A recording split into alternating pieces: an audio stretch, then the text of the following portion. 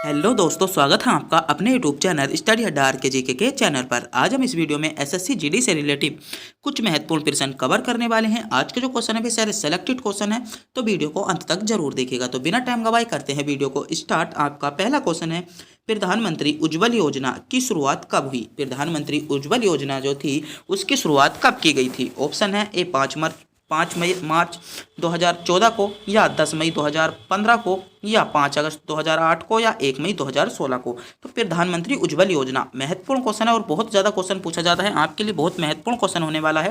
प्रधानमंत्री उज्ज्वल योजना, तो बताइएगा कि प्रधानमंत्री उज्ज्वल योजना की जो शुरुआत की गई थी कब की गई थी?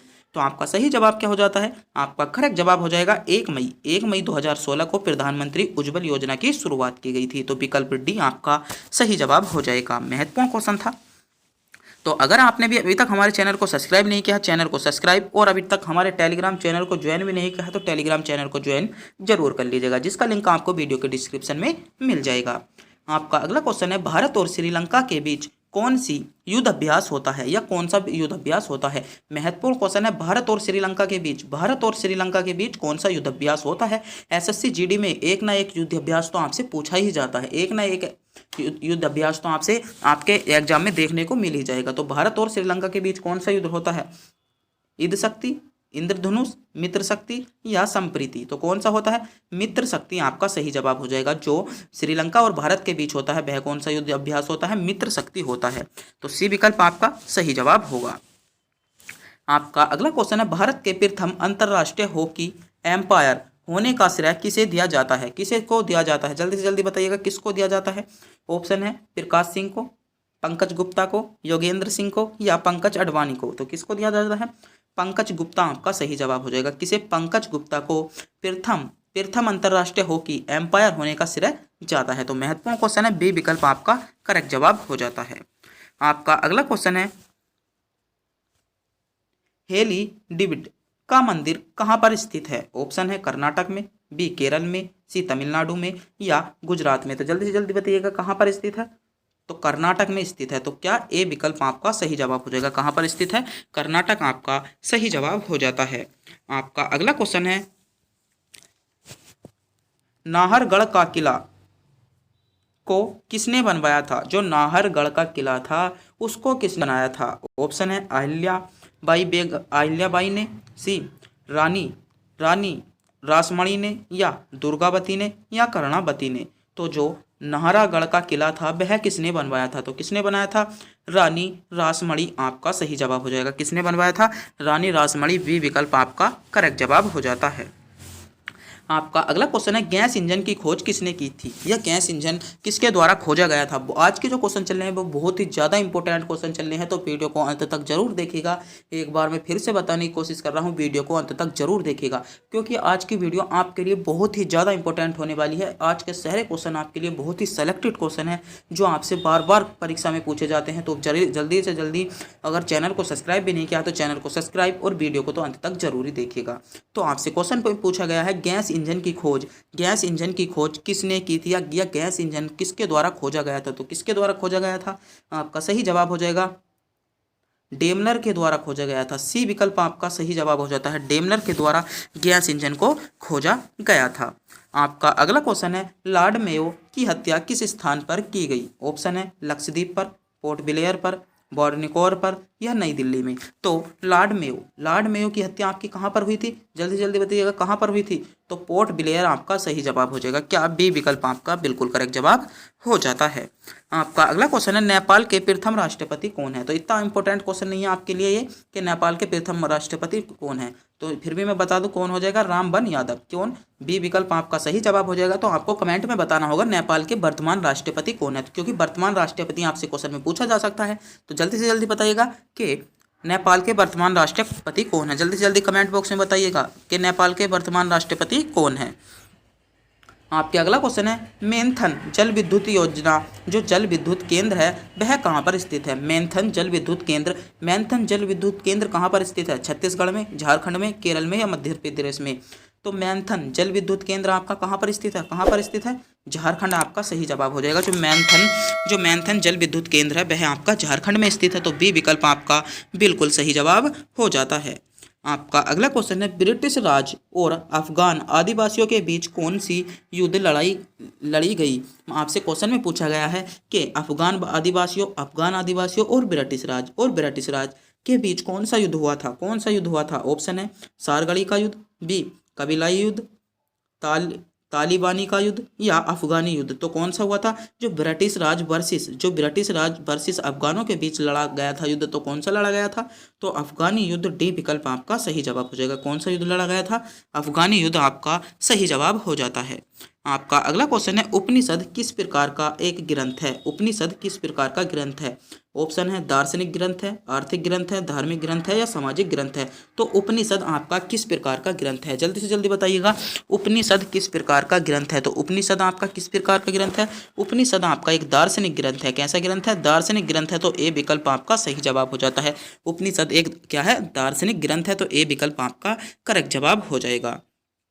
आपका अगला क्वेश्चन है ओलंपिक पद प्रथम भारतीय महिला विजेता कौन है? जो ओलंपिक पद जीता था वह प्रथम भारतीय महिला कौन है? ऑप्शन है ए कर्णम मल्लेश्वरी, बी साइना नेहवाल या जीतनबाई या साक्षी मलिक। तो कौन है ओलंपिक पदक प्रथम महिला और जिस विजेता कौन है जिन्होंने ओलंपिक पदक में प्रथम बार जीता था? तो किसने जीता था?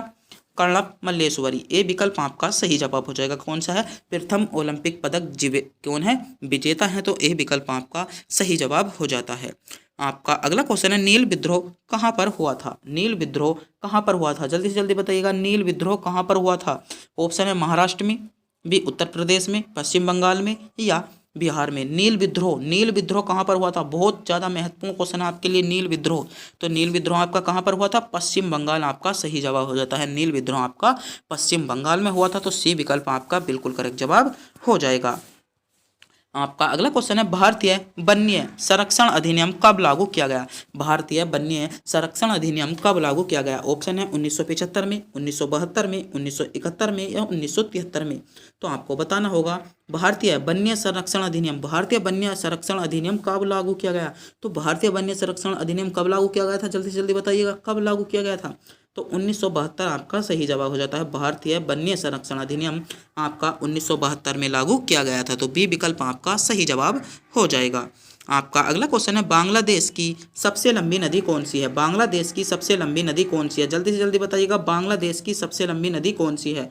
ऑप्शन है ए तिस्ता, बी मेघना, सुरमा या राप्ती। तो बांग्लादेश की सबसे लंबी नदी कौन सी है? तो आपका सही जवाब हो जाता है सूरमा नदी बांग्लादेश की सबसे लंबी नदी है। कौन सी नदी? सूरमा नदी बांग्लादेश की सबसे लंबी नदी है। तो सी विकल्प आपका बिल्कुल करेक्ट जवाब हो जाएगा। आपका अगला क्वेश्चन है लोकसभा में अविश्वास प्रस्ताव पहली बार कब किया गया था? आपसे क्वेश्चन में पूछा गया है लोकसभा में पहली बार अविश्वास प्रस्ताव जो पारित किया गया था वह कब किया गया था? ऑप्शन है 1962 में, 1961 में, 1964 में या 1963 में। तो पहली बार लोकसभा में जो अविश्वास पारित किया गया था वह कब किया गया था? तो कब किया गया था? आपका सही जवाब हो जाता है 1963 में। 1963 में पहली बार लोकसभा में क्या किया गया था? अविश्वास पारित किया गया था। तो डी विकल्प आपका सही जवाब हो जाएगा। आपका अगला क्वेश्चन है शालीमार बाग उद्यान कहाँ पर स्थित है? शालीमार बाग जो उद्यान है वह कहाँ पर स्थित है? ऑप्शन है मुंबई में, बी श्रीनगर में, लद्दाख में या अमृतसर में। तो कहाँ पर स्थित है? जल्दी से जल्दी बताइएगा, कहाँ पर स्थित है? तो आपका सही जवाब क्या हो जाता है? आपका करेक्ट जवाब हो जाएगा श्रीनगर में। कहाँ पर स्थित है? श्रीनगर। बी विकल्प आपका बिल्कुल करेक्ट जवाब हो जाएगा। कहाँ पर स्थित है? श्रीनगर आपका सही जवाब हो जाता है। आपका अगला क्वेश्चन है भीमा परियोजना किस नदी पर स्थित है? भीमा परियोजना बहुत ज़्यादा क्वेश्चन पूछा जाता है, किस नदी पर स्थित है? भीमा परियोजना किस नदी पर स्थित है? पावना नदी पर, कृष्णा नदी पर, गोदावरी नदी पर या नर्मदा नदी पर। तो भीमा परियोजना अपनी किस नदी पर स्थित है? तो ए विकल्प आपका सही जवाब हो जाएगा। पावना नदी पर भीमा परियोजना आपकी स्थित है। आपका अगला क्वेश्चन है कि भारत में किस वर्ष ब्रिटिश अधिनियम समाप्त हुआ? भारत में किस वर्ष ब्रिटिश अधिनियम समाप्त हुआ था? 1947 में, 1949 में, 1945 में या 1946 में। तो भारत में किस वर्ष ब्रिटिश अधिनियम समाप्त हुआ था? तो किस वर्ष हुआ था? 1947 आपका सही जवाब हो जाएगा। आपका अगला क्वेश्चन है आर्थिक आपातकाल किसके द्वारा लागू किया जाता है? ऑप्शन है राज्यपाल के द्वारा, बी प्रधानमंत्री के द्वारा राष्ट्रपति के द्वारा या मुख्यमंत्री के द्वारा। तो आर्थिक आपातकाल किसके द्वारा लागू किया जाता है? तो आपका सही जवाब हो जाता है राष्ट्रपति के द्वारा लागू किया जाता है। किसके द्वारा? राष्ट्रपति आपका सही जवाब हो जाएगा। आपका अगला क्वेश्चन है कि संविधान का कौन सा अनुच्छेद भारत के राज्यों के संघ के रूप में वर्णित है? संविधान का ऐसा कौन सा अनुच्छेद है जिसमें राज्य और संघ का विवरण मिलता है? ऑप्शन है अनुच्छेद 40 में, अनुच्छेद 1 में, अनुच्छेद 31 में या अनुच्छेद 21 में। तो कौन से अनुच्छेद में मिलता है? तो आपका सही जवाब हो जाता है अनुच्छेद 1 में। अनुच्छेद 1 में आपका राज्यों के संघ के रूप में वर्णित क्या मिलता है? विवरण मिलता है। तो ए विकल्प, आर्टिकल ए आपका सही जवाब हो जाता है। आपका अगला क्वेश्चन है आज़ाद हिंद फौज का गठन किस वर्ष हुआ था? आज़ाद हिंद फौज का जो गठन हुआ था वह किस वर्ष हुआ था? 1948 में, 1942 में, 1940 में या 1947 में। तो आज़ाद हिंद फौज का जो गठन हुआ था वह कब हुआ था? तो आपका सही जवाब हो जाता है 1942। बी विकल्प आपका करेक्ट जवाब हो जाएगा। आपका अगला क्वेश्चन है राष्ट्रपति द्वारा राज्यसभा के लिए मनोनीत किए गए सदस्यों की संख्या कितनी होती है? राष्ट्रपति राज्यसभा के कितने सदस्यों को मनोनीत करता है? ऑप्शन है 2 सदस्यों को, 6 सदस्यों को, 8 सदस्यों को या 12 सदस्यों को। तो इस क्वेश्चन का जवाब आपको कमेंट बॉक्स में बताना होगा कि राष्ट्रपति राज्यसभा के कितने सदस्यों को मनोनीत करता है। तो अगर आप इस क्वेश्चन का जवाब जानते हैं तो जल्दी से जल्दी कमेंट बॉक्स में बताइएगा। आपका अगला क्वेश्चन है कंप्यूटर का वह भाग जो प्रोग्राम डिजाइन करता है, लिखता है और मेंटेन करता है क्या कहलाता है? ऑप्शन है A file name, B record, program या प्रोग्राम। आपको बताना होगा प्रोग्राम या प्रोग्रामर या रिकॉर्ड या फाइल नेम। तो क्या कहलाता है? विकल्प सी आपका बिल्कुल सही जवाब हो जाएगा। आपका अगला क्वेश्चन है कोशिका की खोज किस वैज्ञानिक ने की थी? महत्वपूर्ण क्वेश्चन है, बहुत ज़्यादा क्वेश्चन पूछा जाता है। आपका बायोलॉजी से क्वेश्चन पूछा गया है कि कोशिका की खोज किस वैज्ञानिक ने की गई थी। तो कोशिका की खोज किस वैज्ञानिक ने की थी? जल्दी से जल्दी कमेंट बॉक्स में बताइएगा कि कोशिका की खोज किस वैज्ञानिक ने की थी। बताइएगा, कमेंट बॉक्स में बताइएगा कोशिका की खोज किस वैज्ञानिक ने की थी। तो किस वैज्ञानिक ने की थी? रॉबर्ट हुक ने। तो विकल्प ए जिन बच्चों ने विकल्प ए जवाब दिया है वह बिल्कुल सही दिया है। तो रॉबर्ट हुक ने क्या की थी? कोशिका की खोज की थी। आपका अगला क्वेश्चन है रेगिस्तान रहित महाद्वीप है, मतलब रेगिस्तान रहित महाद्वीप, रेगिस्तान रहित, यहाँ से आपको क्वेश्चन ध्यान में रखना होगा। आपसे क्वेश्चन में पूछा गया है रेगिस्तान रहित महाद्वीप कौन सा है? ऑप्शन है ऑस्ट्रेलिया महाद्वीप, यूरोप महाद्वीप, एशिया महाद्वीप या अफ्रीका महाद्वीप। तो रेगिस्तान रहित कौन सा महाद्वीप है? आपका सही जवाब क्या हो जाएगा? आपका सही जवाब हो जाता है विकल्प बी यूरोप महाद्वीप। यूरोप एक ऐसा महाद्वीप है जो क्या है रेगिस्तान रहित महाद्वीप है। तो विकल्प बी आपका सही जवाब हो जाएगा। राष्ट्रीय विज्ञान दिवस कब मनाया जाता है? राष्ट्रीय विज्ञान दिवस कब मनाया जाता है? तो आज के जो क्वेश्चन चल रहे हैं वह SSC GD के लिए बहुत ही इंपॉर्टेंट क्वेश्चन चल रहे हैं, तो वीडियो को अंत तक जरूर देखिएगा। आपके ऑप्शन है ए 12 जनवरी को, 27 फरवरी को, 24 जनवरी को या 28 फरवरी को। तो राष्ट्रीय विज्ञान दिवस कब मनाया जाता है? आपका सही जवाब क्या हो जाएगा? 28 फरवरी को। 28 फरवरी को राष्ट्रीय विज्ञान दिवस बनाया जाता है। तो विकल्प डी आपका बिल्कुल करेक्ट जवाब हो जाएगा। आपका अगला क्वेश्चन है अंग्रेजों ने भारत का आधुनिक नक्षत्र किसे कहा था? महत्वपूर्ण क्वेश्चन है, बहुत ज्यादा क्वेश्चन पूछा जाता है कि अंग्रेजों ने भारत का जो आधुनिक नक्षत्र कहा था वह किसको कहा था? ऑप्शन है राजा राम मोहन राय को, बी रविंद्रनाथ टैगोर को, दयानंद सरस्वती को या बंकिम चंद्र चटर्जी को। तो जल्दी से जल्दी बताइएगा कि अंग्रेजों ने भारत का आधुनिक नक्षत्र किसे कहा था। तो एक बच्चे का जवाब आया है, सही जवाब क्या है उनने? राजा राम मोहन राय बिल्कुल करेक्ट जवाब हो जाएगा। क्या राजा राम मोहन राय बिल्कुल सही जवाब हो जाएगा।